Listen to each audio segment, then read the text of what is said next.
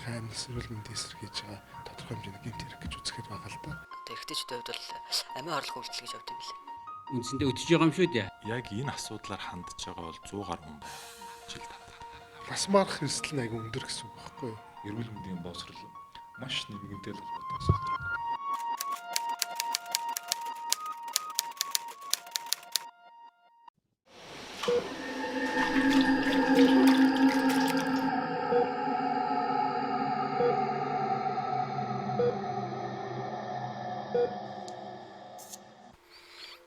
Зүгээр нэг вазелин гэдэг юмыг эрэгтэндээ шахуулахад хүний эрэгтэнд томордог тий. Тэгээс зүгээр нэг сонсч байгаа л би нэг тийм хүмүүсийг шахуулаад явж явах тохиолдолд таарсан. Тэгэл яг нэг одоо залуу сониуч гарсаа болоод ч юм уу шахуулаад үсчихээ гэж бодлоо тэгэл шахуулсан. Тэгэл тэрнээсээ болоод өнөөдөр ингээл лимлэгт байж байна та. Зөөр бол яг 2 сарын өмнөөс л эхэлсэн тий. Тэгэл нэг өрөвсөд гэж ярихаар одоо хавдаад зовирлаад ирэхээр нь лимлэгт үзүүлсэн. Тэгсэн ер нь бол их цаг алдсан байна л гэж байсан тий. Одоо бага тэр гадны биетийг бүгдийг авахулсан. Тэгээд одоо бүр ингээд арьстан баг шулаад авчт юм билээ тэгэл. Ер нь ингээд авахулсан тохиолдолд бол яг бүр яг өөрийнх нь анхны одоо хэмжээ гэж ярих юм да. Тэр зэрэг хэмжээнээс дахиад багасах. Тийм аа. Уусаа багасах юм байлаа. Тэгээд яаж ч утсан тэр нэг гадны бит ингээд арьстан шулаад авчгаар багасгал юм байлаа л дээ. Тэ шахуулсан эрэгтэй хүнд одоо эмэгтэйчүүд дуртай байдаг ч гэдэм үү. Эсвэл том эрэгтэй хүн гоё шиг одоо эрх хүч гэдэг юм уу те. Тэгэл аль болох хүнийг одоо тэрэнд дурлахаар сонирхтол нь одоо л ярина л гэсэн үг л дээ. Тэгэл тэр чинь мэдээ сонирхсон хүнд хийж явахыг харна. Хүнд хийж явахыг харсан өөрөө хийлгэж үзмээр санагдана те. Тэгэл өөрөө хийлгээл одоо буруу ташаал явж байгаа юм да. Тэгэл үр дагавар нь тэгэл өөрөө эрүүл мэндээрээ хохирох. Өөрийнхөө биед ингээд гадны биет оруулах тий одоо энэ одоо нэгэснээ яг эмнэлгийнх болохоор энэ гадны биет гэж ярьд юм билээ. Оруулах нь одоо эрэгтэйчүүд хувьд бол амиа орлого үйлдэл гэж явд юм билээ. Тийм болохоор залуу хүмүүс тий энэ дурлаж шахуулсан хүмүүс эмнэлэгт ирээд авахд бас их л хүндрэлтэй л байд юм байл л дээ. Одоо гадны биет оруулсан амиа орлогыг завдсан гэдэг ер нь нийгмийн даатгалал ерөөсөө одоо нэг эрүүл мэндийн даатгалаас ерөөсөө ганц огтхон хамаа байдгүй юм билээ. Өөрөө шаналн дээрээс нь эцэг ах эгчээгээ шаналгана. Тэгэл ер нь их л одоо муур дуурлах юм да. Одоо бол би баг хийсэнтэй харамсаж байгаа. Тэгээд одоо хүн өөрөө эрүүл байхтаа өөрийгөө эрүүл гэж одоо тэгээ бодоод өгөө баярлалаа. Тэгэл ямар сандал өөрөө эрүүл биетэрээ тэгж юм хийж одоо ингээд эмнэлэгт зовоод байж байгаа те. Саяны энэ тохиолдол болохоор найз нөхдөөрөө дарваад өөрийнх нь дотны найз нь хамаатны ах нь ингээд шахдаг юм хийдэг гэд тэгээ нөгөө найзыгаа дагаж очиод гоё болох санаатай ингээд шахуулсныхаа дараа 14 хоногийн дараа өрөвсөд тэгээд тэр нь өөрөө агаар гүтэн бактерийн халдвар аваад үүнээсээ болоод маш олон тооны зүсэлгүүд энэ зүсэлгүүд нь яадаг вэ гэхээр шархыг онгорхоо орхиж тэндээс агаар нэвтрүүлж 2 дугаар талаа тэр эдэг гадагшлах зорилготой зүсэлтүүд хийгддэг байхгүй. Энэ олон зүсэлтүүд хийгдсэн. Одоо энэ залуу дараагийнхаа шатны хагалгаанд орно. Өөрөөр хэлбэл бэлэг хэрэгтнийг арьсжуулах хагалгаанд дараагийн шатны хагалгаа өгч байна. Ингээд энэ хүн болохоор өөрийнхөө хувьд болохоор нэгдүгээр эрүүл мэндээр өгч байгаа. Хоёрдугаар цаг хугацаагаар өгч байгаа. Гуравдугаар эдийн засгаар өгч байгаа.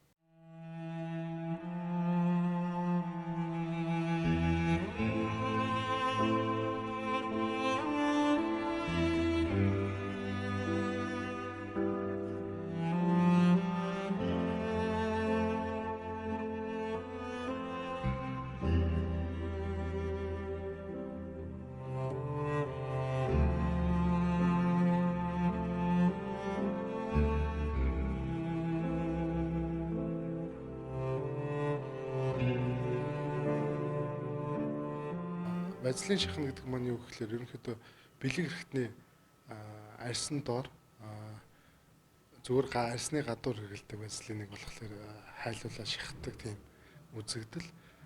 Энэ нь болохоор нянгийн маш их бохирдлыг ерөөсө арьсан доороо шахчихж байгаа.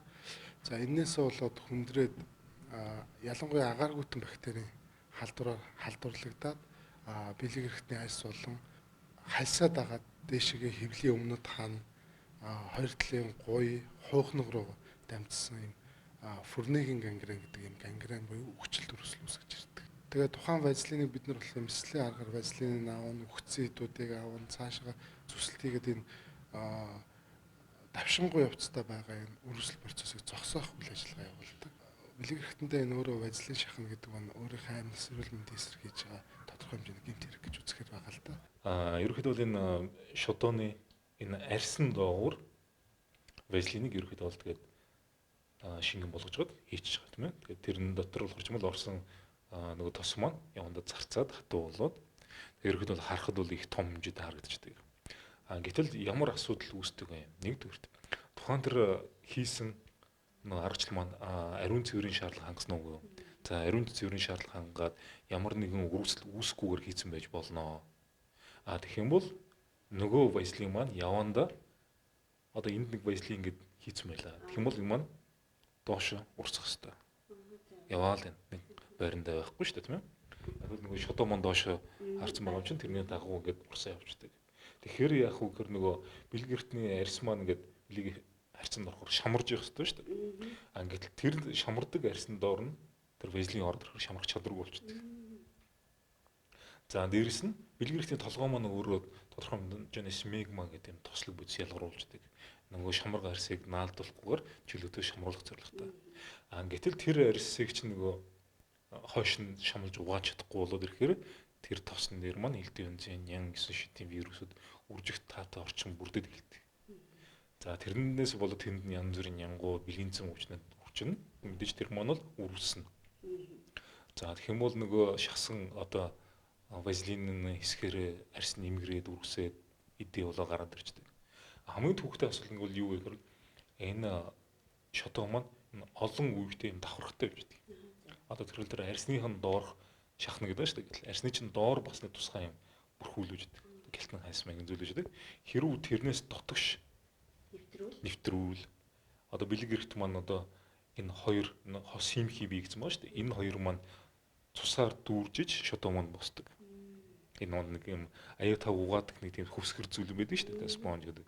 Тэрэн шиг л бүцтэй зүйл байгаа. Хэрвээ тэрэн дотор маань үргэлжлэл орчих юм бол үргэлжлийн улмаас энд тэр бүцэнд нэвтрээд холбогч идүүсээд наалдаад өрөлбөл цаашдаа бэлэг эрхтэн босох ямар ч найдваргүй болдог. Яг энэ асуудлаар хандж байгаа бол 100 гаруй хүн байгаа. Жилд ханддаг. Манайх нөгөө хувийн имлэг учраас ямар нэгэн байдлаар төлбөр төлөвчлөгийг авдаг учраас улсын имлэгээ зорих үлдсэн хувь нь тийм байдаг. Ер нь бол хүнд тохиолдлууд ирдэг. Нөгөө найз нөхдөсөө сонсоод одоо жишээлбэл манай найз надад зөвлөснөөр нь би согтуу байхдаа бэлэг эрхтэн рүү шахчихлаа гэж бэлэг эрхтний арьс нь хүчсэн, бэлэг эрхтний толгойн цусан хангамжгүй болсон тийм тохиолдлууд бол ирж байна. Тэгээд тэр тохиолдолд бол хагалгаа хийгээл ерөөхдөө өвчтөн бол идэгдэг. Ер нь бэлэг эрхтэн тайрагдах хүртэл хүндрэл гардаг. Энэ тохиолдол бол маш бага боловч гарч байгаа. Улсын 1-р төв имлэгийн урлагийн засагт бол энэ тохиолдол бол арай илүү их байдаг. Яг л энэ төвлөрсөн тасаг учраас. Тэр манад имлэгийн хувьд бол цөөхөн тохиолддог боловч энэс хүндрэлээсээ болоод бэлэг эрхтэд хариулах тохиолдол бол гардаг.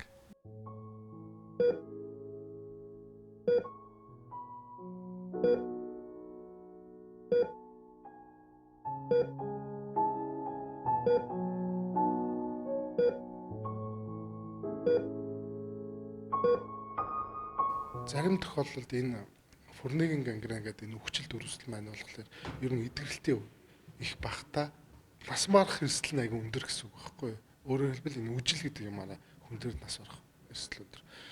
Бас нэг гарч болдог хүндрэлүүд болохоор тухайн арьсны тутмагшил үүснэ. Дээр нэмээд бэлэг эрхтний өөрийнх нь хүчрэлтийн алдагдлууд бас нэг гарч болдог юм нь юу гэдэг вэ гэхээр зарим тохиолдолд бүр хөсгөр биелүү буюу бэлэг эрхтний хөсгөр биелүү шахацсан тохиолдлуудад болохоор бүр бэлэг эрхтэн тайрагдах хүртэл ийм хүндрэлүүд их тохиолдож байна.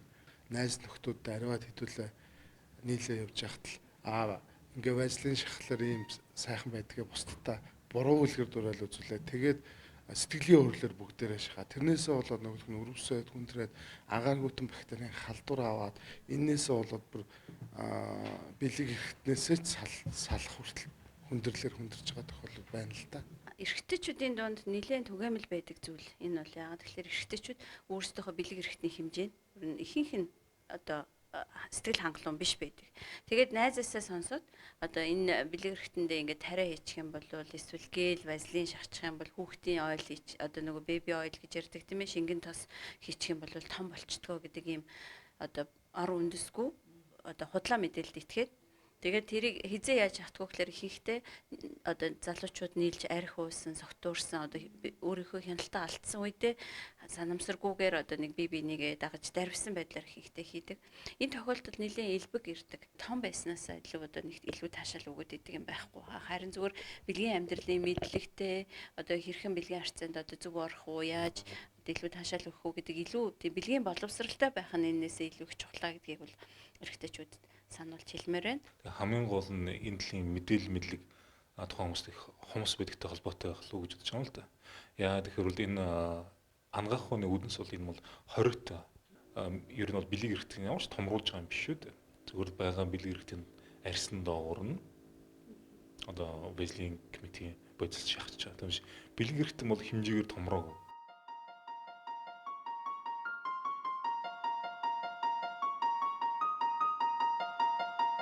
Насны хувьд ерөнхийдөө идэвхтэй бэлгийн харьцаатай 24-өөс 40 насныхан хамгийн их одоо везлин шахуулдаг. Везлин шахуулдаг гэдэг нь ерөнхийдөө нэг хүн өөртөө шахдгүй заавал найз нөхдөийн хүрээнд байдаг.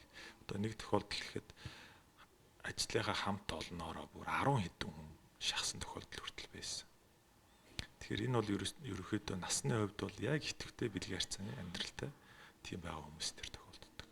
За нэг 20-д заримдаа 30-д залуучууд маалд гэдэг юм.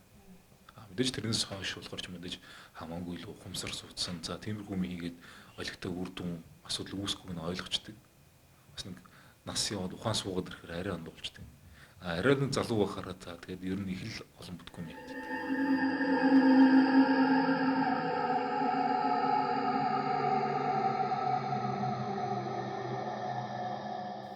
Манай одоо юу гэлтэж байна гэвэл манай эрчүүд маань эрүүл мэндийн боловсрол маш нэмэгэнтэй л холбоотой асуудал байдаг. Өөртөө одоо эрүүл сарвал болох биш үү? Өөртөө ингэж ирэмдэгддэг л асуудал.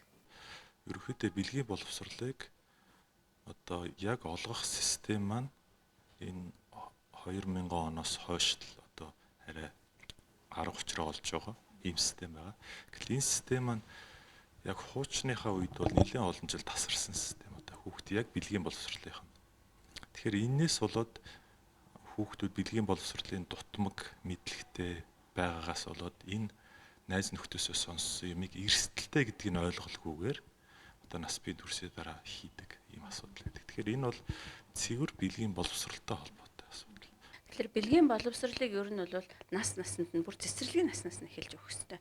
Яагаад тэгэхээр хэдэн настай хүүхэд ямар хэмжээнд сэтгэх вэ гэдэг тархины үйл ажиллагаа одоо сэтгэх оюуны чадварт нь тохируулаад одоо 3-аас 6 наснд бол одоо эрэгтэй хөлт эмэгтэй хөлт хоорондоо ялгаатай байдаг гэдгийг мэдчих хэмжээний тэгээд бага насны одоо сургуулийн бага насны хүүгүүдэд тэгэхэд хэдэн наснд ямар бэлгийн боожил явагддаг одоо энэ маань хэвийн үү яа одоо өрөвсөл үүсвэл яахлаар эмчэд очих хэрэгтэй гэдэг анхан шатны мэдлэг өгөөд тэгээ бэлгийн боловсролыг бэлгийн шилжилтийн наснаас эхлүүлээд бүр илүү гүнзгийрүүлж нас наснд нь тохирсон бүх одоо насны сургалт байх хэвээр. Дээрээс нь оюутан болоод ирэхлээр нөхөн өрчгөн талаас нь тийм ээ сургуульд ороход нь сургуулийн ахлах наснд бэлгийн халдвараас нөхөн өрчгөн анхны суур боловсролыг тавьж өгөөд одоо дараа нь оюутан боллоо бэлгийн амьдрал энэ талаар бэлгийн харьцааны талаар хэрхэн зөв одоо бие биендээ тааламжтай бэлгийн харилцаанд орох хэвээр эмэгтэй эрэгтэй хүмүүсийн мэдлэг ямар байх вэ зохилтой гэдэг энэ талаас нь бэлгийн боловсролоо өөрөө олж авах хэрэгтэй.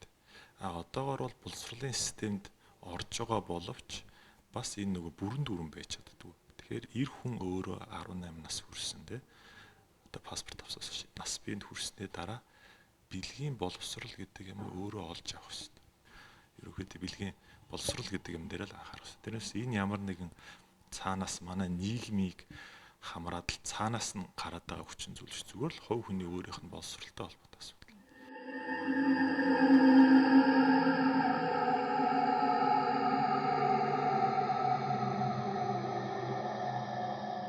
Би өнөөдөр эрүүл мэндийн яамны одоо энэ урлагийн андрологийн ерөнхий мэргэжилтийн хөтлөл энийг өөр аль биесээр хэлэхгүй болохгүй. Бити ингээд чи одоо нэг төвдөө ард түмэн өөрснөө бити ингэж хууртаач. Азийн жижигхэн тэр дундаа жижигхэн юм улам бити жижигхэн болгооч нэг дөр хэлмээр байна. Хоёрдугаарт ингэх ямар ч шаардлага байхгүй. Тэгээд нөгөө вирус аваад, халдвар аваад нэг шарх үүсгээл ямар хэрэг байна. Нэг хоёрдугаарт өнөөдөр бол яг хөвгтэй зэрэг ердөөсөө базилин янз бүрийн тос эрэгтэй хэрэггүй юм шахдаг ийм одоо зуршил бол Азийнханд л байдаг юм. Үндсэндээ өтөж байгаа юм шүү дээ. Нян одоо бактериар одоо үр үсээд идэлээд тасарж унахтаа тулаад сая ихтэл манай тасаг та хэд үзсэн үгүй юу? Тон хэцүү нэг хүн байжгаад өчигдөр урж ирэх бид нар гэрт нь гаргасан байгаа. Шодоонд аваачаад баахан базилин шахчихсан. А ерөн бол жилдээ нэг ийм тохиолдол 10-аас 15 тохиолдол ирж байна. А мөн гадуур бас энийг эмчлүүлэх маягтай яваад зарим нь аюултай хүндэрж байна. Зарим нь өөр идээд хүндэрлээр хүндрээд хүрнэгийн одоо гангрен уу ийм байдал төрөл шилжчихэд байна.